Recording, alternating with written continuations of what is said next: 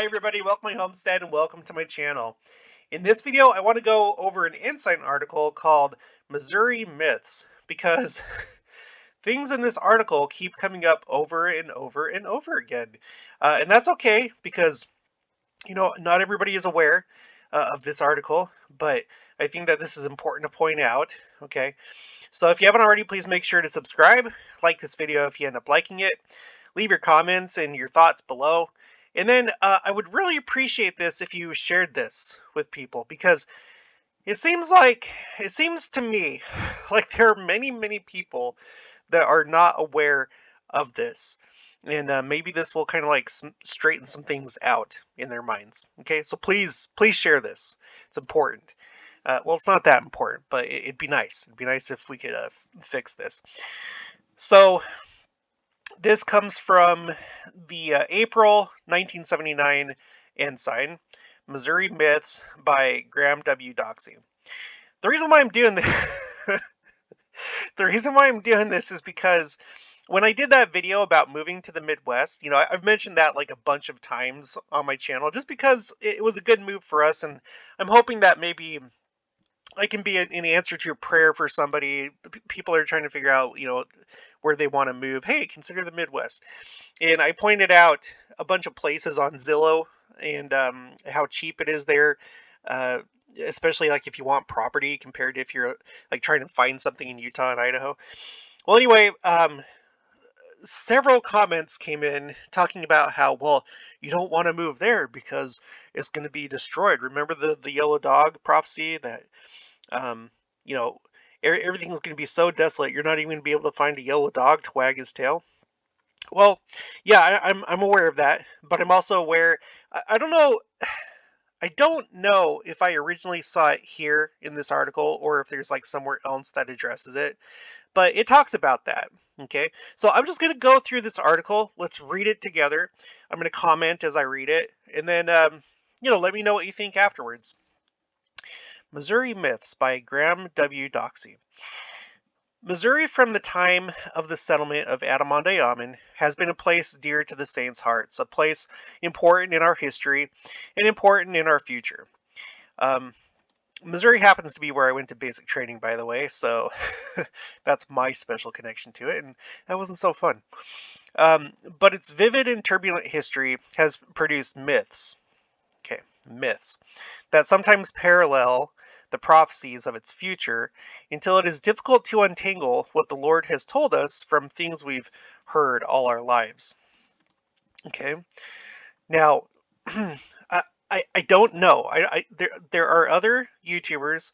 I'm not going to say who, but there's other YouTubers that perpetuate things like this, and it may not be of their own fault. Maybe they're doing the best that they can, or maybe they're not concerned with doing enough research. Who knows? Who knows? But I think that I know for a fact that this is like one reason why a lot of people believe these things. Okay, so for instance, myth number one: we're going to walk to Missouri to prepare for the second coming. This is something that I remember hearing when I was like in young men's. Um, this like concept, about in general conference at some point the prophet would tell us that we need to go back to Missouri and that we are gonna like uh, walk walk there. Um, Scripture makes it clear that Missouri has a prophetic role to play in the second coming, and it seems logical that some people will need to go there to assist in portions of that work. But the scriptures contain no references that spell out in detail how that assistance will be given. One of the quotations I hear frequently repeated is a part of a sermon by Joseph F. Smith in 1882. Quote, "When God leads the people back to Jackson County, how will he do it? Let me picture, let's see, let me picture to you how some of us may be gathered and led to Jackson County." May be gathered. I think I see 200,000 or 300,000 people wending their way across the Great Plain, enduring the nameless hardships of the journey, herding and guarding their cattle by day and by night. Well, I'm gonna have to start my herd again if that was the case. Um, this is one way to look at it. It is certainly a practical view. Some might ask, what will become of the railroads? I fear that the sifting process would be insufficient were we to travel by railroads. Uh, that's from Journal of Discourses. And, you know, again, the Journal of Discourses, I think it's a good source of information. You can find out a lot of good things, but again, you have to like be careful because it's not the scriptures. The Journal of Discourses is not the scriptures. I think that there's stuff that we can learn from it, but I would take some of it probably with a grain of salt because a lot of it is they themselves just kind of speculating, um, and it may not necessarily be prophecy, but it's like how they think things are going to transpire.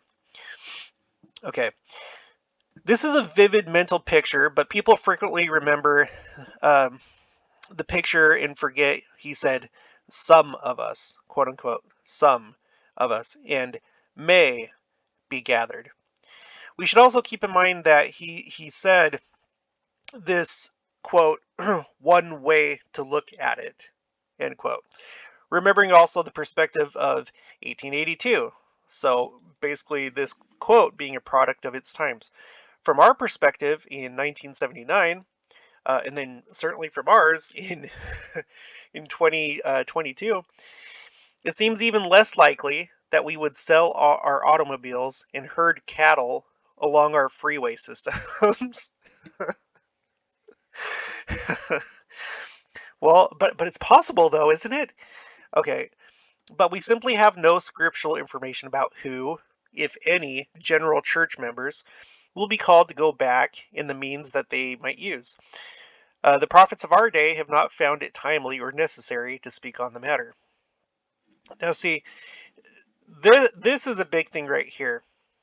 When it comes to talking about the second coming and things that are going to happen, even though it's fun to like look at like these little passages of scripture and try and like figure it out, put together a timeline, so that we know exactly how it's going to happen, crack the secret code.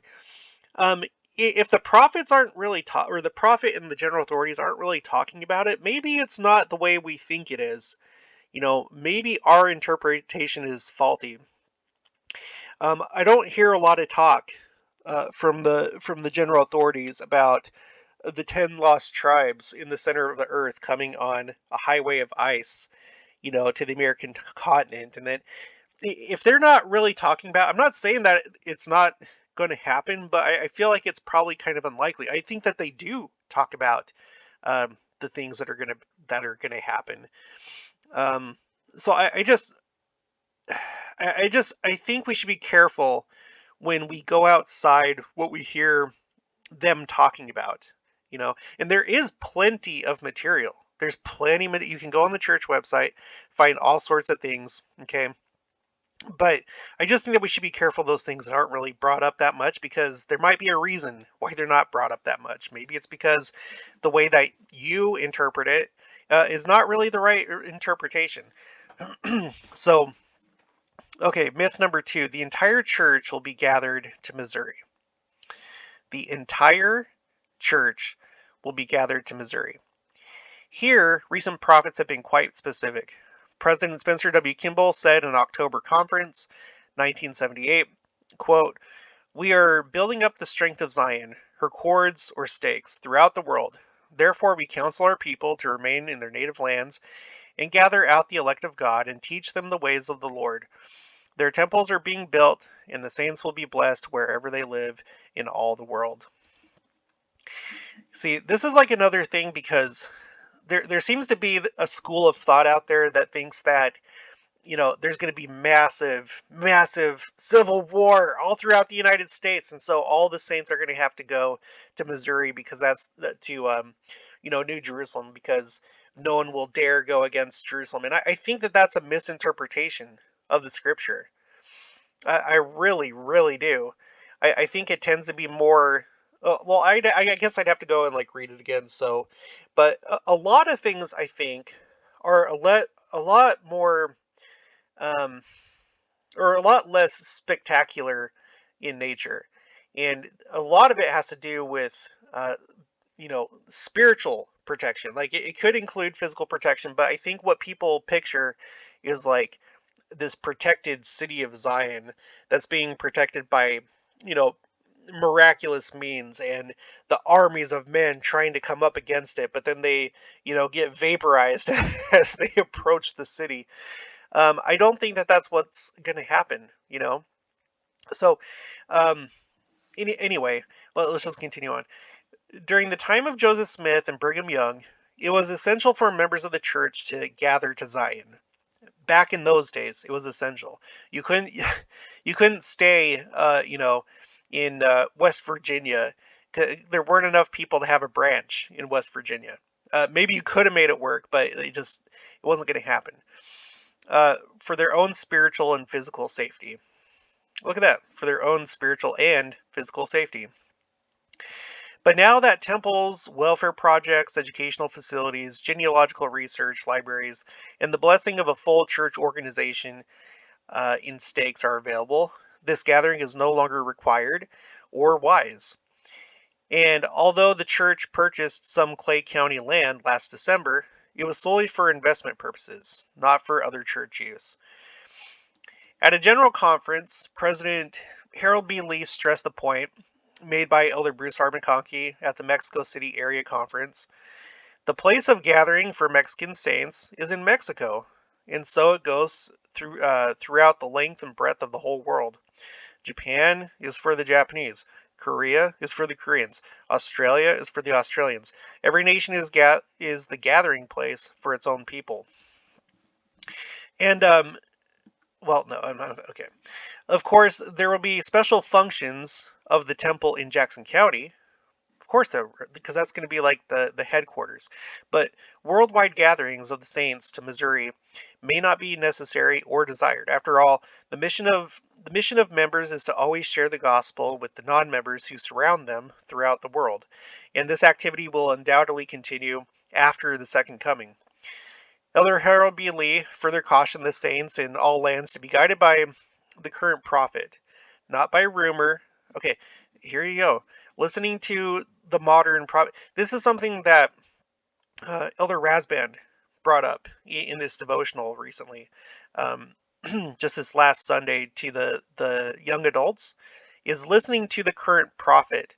Okay, because this is like another. This seems to be another thing with certain bloggers, YouTubers, is like going back and finding, the secret comments, the secret quotes, and that they're just infallible. They are to be read the exact way that you know, on the surface, the way that they appear. Uh, okay, Elder Harold B. Lee, who later became prophet, cautioned the saints in all lands uh, to be guided by the current prophet, not by rumor or supposition, and look forward to the instruction that shall come to them from the first presidency of this church as to where they shall be gathered, and not be disturbed in their feelings until such instruction is given to them as it is revealed by the Lord to the proper authority. Okay, myth number 3. Here you go. Myth number 3. But won't there be immense destructions in Missouri preceding the second coming, so extensive that not a yellow dog will be left to wag his tail? You know, I do sometimes speculation on this channel, but I will let you know that I'm speculating, and I really don't have a very rigid belief in exactly how things are going to happen in the lead up to the second coming. There's very, very few things that I can say with certainty. One of which is Adam on Diamond, another of which is that Christ will come to New Jerusalem. But even with that, I'm not so rigid because I've done my video saying that maybe he's going to go to currently where church headquarters is, or currently the New Jerusalem is, which is in Salt Lake City. Um, and then later we'll actually build up the temple in Jackson County and so forth. So these little quotes and stuff like that, a lot of times, you know, people get into the shock value of it. And so they make it into a meme, they put it on Facebook, and then everyone like gets all this shock value, like, whoa, whoa, I didn't know that. Oh my gosh. Because it's interesting. It's interesting to it's spectacular, it's fun, it's mind blowing, and I think there's kind of danger in that, right? Um, so let's see what it says here in this article. It's true that destruction throughout the earth is one of the conditions prior to the second coming. Yet, as far as destruction in Missouri is concerned, there are two schools of thought among members. One believes that it has already taken place. Elder B. H. Roberts published a reported prophecy of Joseph Smith to Alexander Donovan, his lawyer in Missouri. According to Donovan's brother-in-law, writing the incident over 70 years after it occurred, Joseph Smith warned Donovan that, quote, God's wrath hangs over Jackson County, dot, dot, dot, and you will live to see the day when it will be visited by fire and sword. The fields and farms and houses will be destroyed, and only the chimneys will be left to mark the desolation. General Donovan said to me, his brother-in-law continued, that the devastation of Jackson County during the Civil War forcibly reminded him of this remarkable prediction. During the Civil War. Elder Roberts cites additional descriptions of Jackson County's role during the Civil War as as fulfillment of this prophecy. Okay, so here's like the realistic point of view, and then we have this. The other school of thought on the so-called yellow dog prophecy is that some members feel it is yet to occur.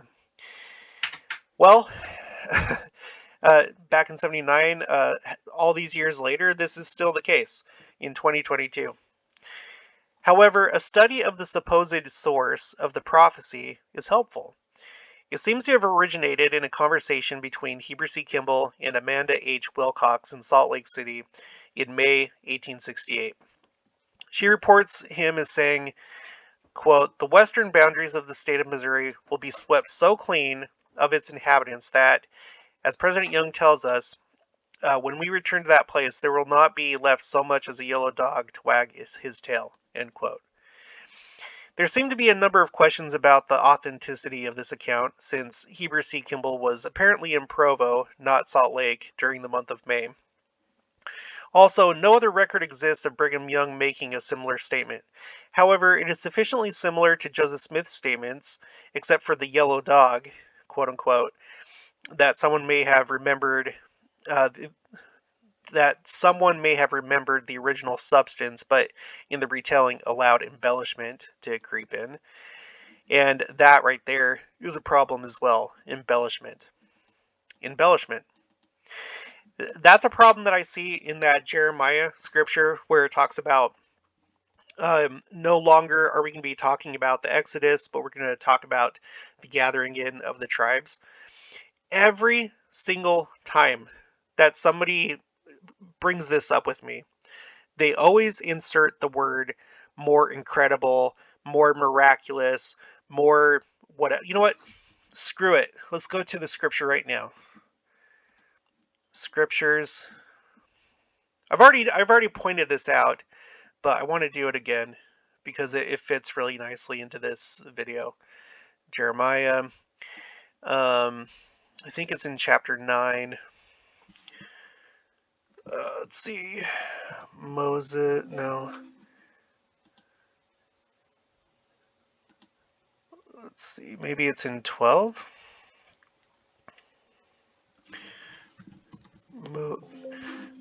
Okay, I'm gonna have to look it up. Okay. No. Okay. No longer said Moses, Egypt, but Israel out of north.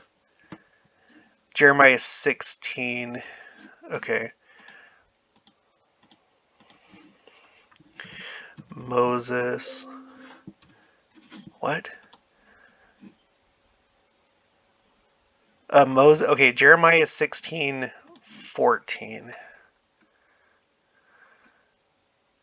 Okay, therefore, okay, therefore, behold, the days come, saith the Lord, that it shall no more be said, the Lord liveth, that brought up the children of Israel out of the land of Egypt. All it says, all it says is that um, shall no more be said. It doesn't say because it's going to be more miraculous. It doesn't say because it's going to be even more spectacular or amazing. It just says it shall no more be said. So embellishment creeps in time after time after time after time that uh, that this event right here is nothing compared to what's going to happen here. But the Lord liveth that brought up the children of Israel from the land of the north, and from the lands whither he hath driven them, and will bring them again into their land that I gave unto their fathers. And I've done a whole video about that. I'll link that below. Okay, there's an excellent, excellent article written by President Nelson when he was still just a member of the Quorum of the 12, where he addresses this particular scripture. He references it as he's talking about the saints during the pioneer trek, because this whole thing about the tribes in the north, for some reason, no other church does this, no other Christian church does, but we do. There is a portion of us that believe that there are 10 lost tribes that are either in the center of the earth or in like a cavern or under ice caps or in Siberia or Alaska or somewhere in Canada. And sometimes when you start to get far out there on the moon or in outer space, or they've colonized other planets, so they're going to come back with their technology and they're going to destroy our enemies. Um, okay, it gets pretty wild. And again, no one else comes to this conclusion except for us, and I think it has to do with DNC when it talks about um, a highway coming up out of the deep and then ice flowing before them. So somehow that turns into all that. But so I'll link that below. But I'm showing you right here. That is just pure, pure embellishment. It does not say. It does not say it's going to be greater. It does not say it's going to be more miraculous. It doesn't say that it's going to be more spectacular. Um, it doesn't say anything along those lines. That is inserted by the people saying that, or the people that they're listening to that's saying that. Let me read this one more time. Therefore, behold, the days come, saith the Lord, that it shall no more be said that the Lord liveth, that brought up the children of Israel out of Egypt, which that's currently what the Jews do. That's what basically most of the feasts are about, talking about the Exodus. So they're still talking about those days. But the Lord liveth that brought up the children of Israel from the land of the north, and from all the lands whither he hath driven them. And I will bring them again into their land that I gave unto their fathers. And that's what we're talking about now. When we go to church, how many times do you hear stories about the pioneers and about the early missionaries and even what's happening right now, because this is still ongoing.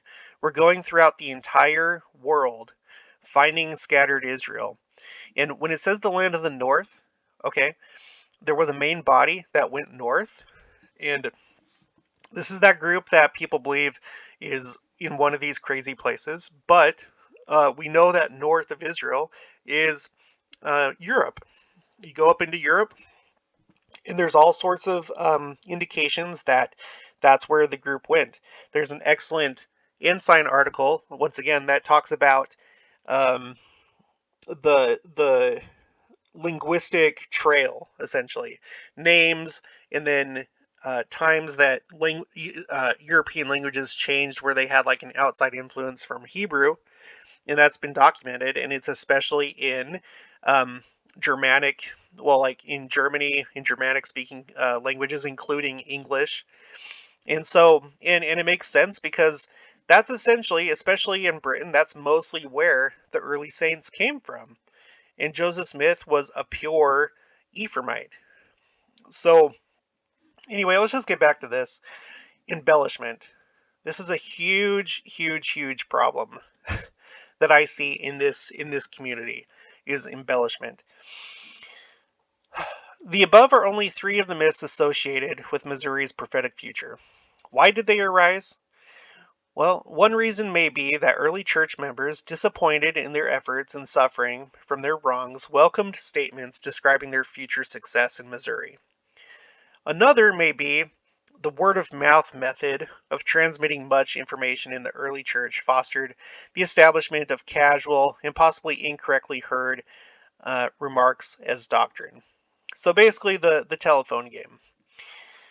But regardless of our human logic and limited point of view, regardless of what may have been previously repeated innumerable times, we can be sure that the Lord's will on this and all other subjects pertaining to our welfare will be made known through his living prophet.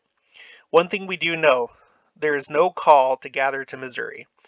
And above all, I know that the living prophet's vision is both perfect and sufficient for our day. Okay, so I'm going to end it there. Let me know your thoughts below. Make sure to subscribe if you haven't already. Like this, and then also make sure to share this. There are so many people out there um, that believe. I'm not so sure about myth number one really anymore. I'm not sure how many people still hold to that idea. But myth number two and number three are well and alive, and they would probably benefit if you shared this with them. So, and then I'll leave it at that. I'll talk to you guys later.